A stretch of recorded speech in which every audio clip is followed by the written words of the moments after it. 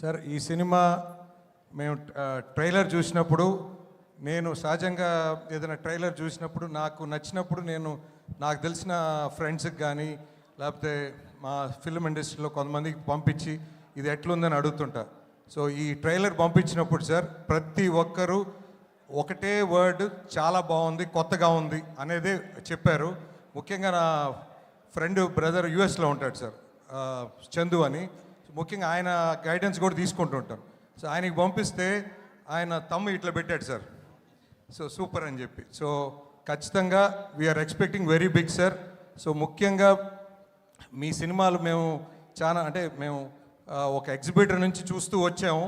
So లక్కీగా after so many years today I got a chance to meet you sir. So thank you so much. So ఈ అవకాశం నాకు ఇచ్చినటువంటి studio green గ్రాన్యువల్ రాజా గారికి ఎప్పుడు ధన్యవాదాలు తెలుపుతాను. సో తప్పకుండా 12th మాకు ముఖ్యంగా సార్ 12th అదేదో మాకు లక్కీగా ఉంది సార్. మా సినిమాలు 12th వచ్చినాయన్నీ మాకు హిట్లే.